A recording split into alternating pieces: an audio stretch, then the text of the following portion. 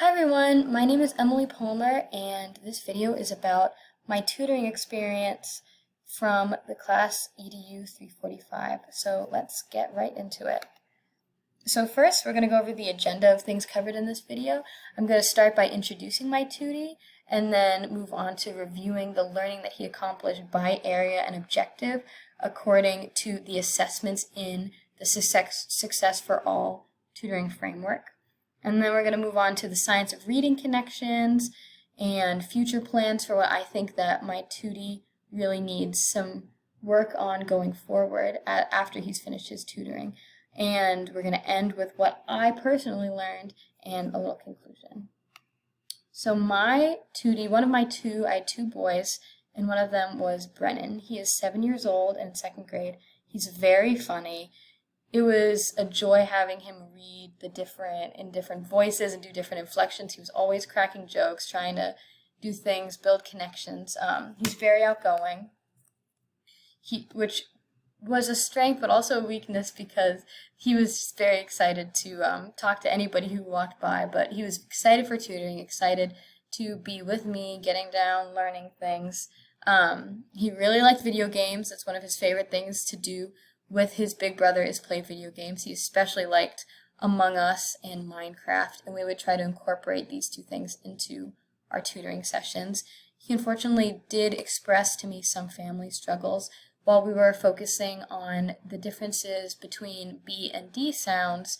I had him write a series of different words so that he can practice, and one of the words I had him write was dad, and he said to me, "Oh, Dad, I used to have one of those, but I don't anymore." And so for that was a really good reminder for me to kind of understand where he's coming from and to think about like how that might affect his perception of some of the books we read and different things. But overall, just a really wonderful kid and a joy to be around. I'm very grateful to have gotten him as the kid to do my case study on. So before we get into the assessment, I wanted to give a quick color code. So the words circled in black are ones he mastered during his pre-assessment. Orange is for the first reassessment, pencil second, and blue is for his final reassessment that we completed at the end of the tutoring experience. So the first section outlined by SFA is phonemic awareness. So Brennan is very good at phonemic awareness. He mastered the objectives very quickly and almost all within his pre-assessment. As you can see, most of the words are circled in black. A couple are orange. He came close to getting all three during his pre-assessment, but he struggled a little bit with the breaking words down. In his first tutoring sessions, I really focused on breaking down and practiced SFA strategies like the break it down strategy so that he could practice separating words into their each individual sounds. But he seemed to catch on to this concept very quickly. And even I remember one of our first sessions, he looked up at me while we were practicing this and said, like, "Isn't this a waste of time?" And at that point I realized, like, okay, he's definitely got these strategies down pat. I think maybe just because of the pre-assessment environment, he didn't quite show his mastery of them right away. But Brennan definitely mastered the PA section, which goes on to concepts of print, which he also mastered completely during his pre-assessment.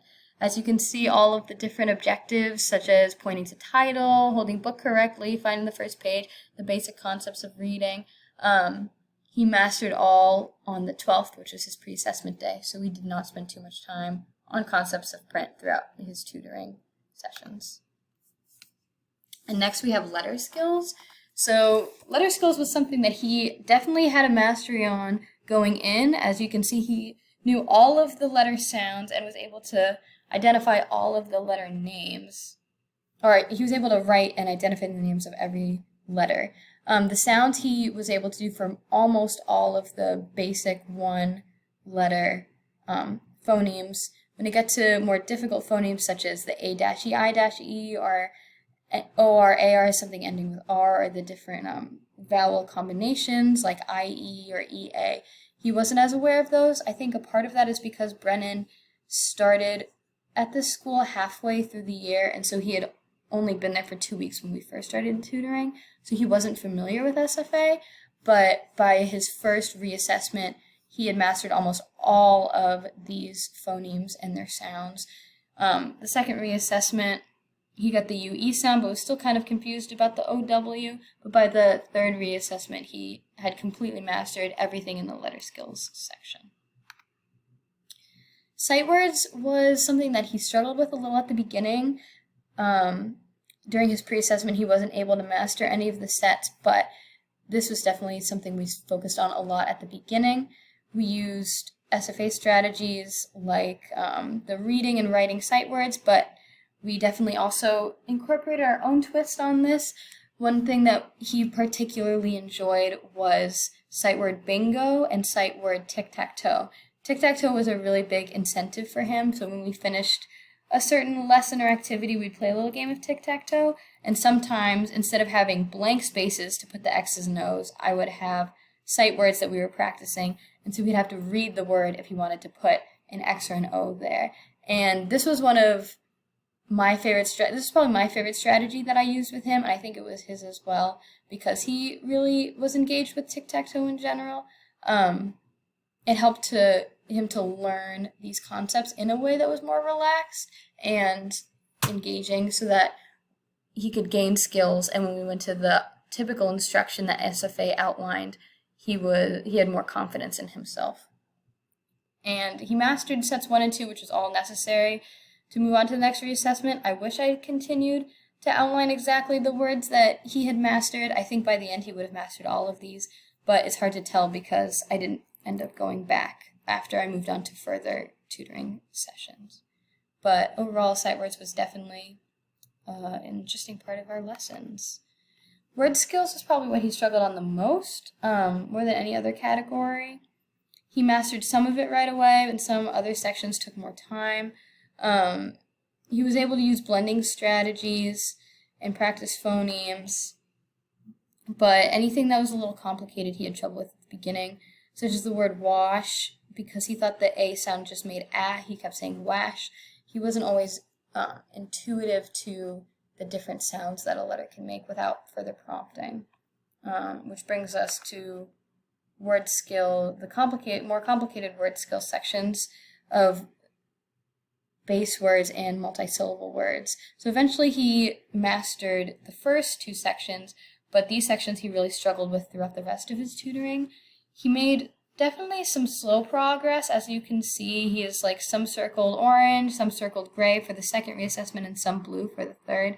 But ultimately in objective WS5, which is multisyllable words that contain some irregular vowel sounds, he wasn't able to master any of them throughout the entire tutoring session. I think this was probably the section that the strategy he and I disliked the most. I thought that it seemed to focus too much on the words and not enough on the different irregular vowel sounds that he might run into. He became a little frustrated, and I think part of it was I wasn't as familiar with the strategy, so this is definitely a section that he needs to focus on going into the future. So tracking, he made slow progress but steady, and he ended up mastering all objectives by the end. So the first reassessment, he could read from left to right. Second, we really focused on one-to-one correspondence, and he mastered it by the end. And finally, by the end of the complete tutoring session, he was able to read without losing pace or skipping words.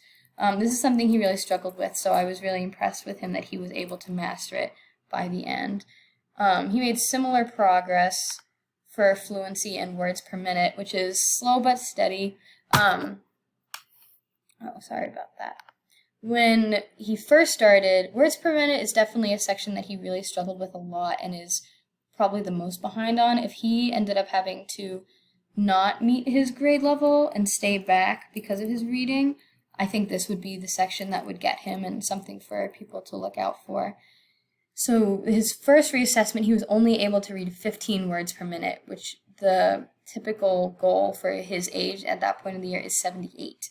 So he's really lacking. But by the second reassessment, he jumped all the way up to 29, and the third, he was able to read 30 words per minute, which is still 2 to 3 times below what he needs, but it's significant progress from where he was at the beginning of the year. And this can be seen also with his fluency, because he was slow with words per minute because he had to sound out each word, and that kept his fluency from getting the accurate and smooth level 4. He started off at an inaccurate 2 where he couldn't quite read the words correctly, but definitely it got more accurate as we went on to the point where he was able to accurately read words, but it took him a long time and he had to sound out even simpler words, so that kept him from reaching that accurate and smooth. But we practiced reading every day. I couldn't quite figure out exactly what he can do to read more quickly, but I think having him read more regularly will help with both fluency and words per minute. Which brings us to writing comprehension. This also, like his other sections, was slow and steady progress. As you can see, some sections he mastered during his first reassessment. Some it took some practice with the second, and some he didn't reach until the third. But by the end of the tutoring session, he had completed all comprehension objectives. He mastered a series of different strategies, and with writing was similar. He started off only being able to write one single word, and even that was very difficult for him because he didn't believe in himself to have the confidence to actually be able to write. But over time, as we practiced every day where we would read at least 2 pages and then answer a quick comprehension question and write the answer. By the second reassessment, he was able to write a full phrase and close to a full sentence, but not quite. And then by the last one, he was able to write a full sentence with period, all proper grammar. But this is something he very recently mastered, and I think he's going to need that reinforcement of this skill if he's to keep it and to keep moving forward into writing multiple sentences. So that's something I would definitely want to include in his future instruction as well. So moving along to the SFA connections, I really saw this prominently in Brennan's tutoring, which is the equation word recognition times language comprehension equals reading comprehension. Something that Brennan really struggled with was that word recognition and decoding. He built skills over time, but even at the end it was still difficult for him to read words without sounding them out. So that kind of impeded on his overall reading comprehension. He was really good at language comprehension, understanding structures and the overall what the story was saying and the words he was reading, but it took him a while to get there. It really shows that if you're lacking one of these 2 sections, word recognition and language comprehension, you can't quite get that reading comprehension without building your strengths in both areas. So plans for the future, I covered some of this before. Focusing on multisyllable words, especially with irregular sounds, is a big one for Brennan. He needs to be able to master those word skills that we couldn't quite get to throughout the tutoring session, especially when the sounds are irregular, and learning all the different sounds that letters can make. And also practicing reading and fluency every day to try to get those words per minute up, I think is also crucial to him catching up with his grade level. Practicing comprehension questions with full sentences is something he definitely needs a little extra help on to make sure he really solidifies that skill that he's recently developed, and of course continuing to grow in confidence. As I mentioned before, confidence is really an area that I saw him grow in, maybe more than any other area. He started thinking, I can't read, I'm not good at reading, I can't write, I don't know how to write, and by the end, even though he wasn't quite meeting grade level with reading and reading speed, he had a lot more confidence in himself that he could do it, even if it took him a little extra time. So continuing to grow in confidence, I think, would also be very big. So the 2 research articles that I found particularly interesting were the one about St. John Bosco and the letters lesson plan that we had to reflect on.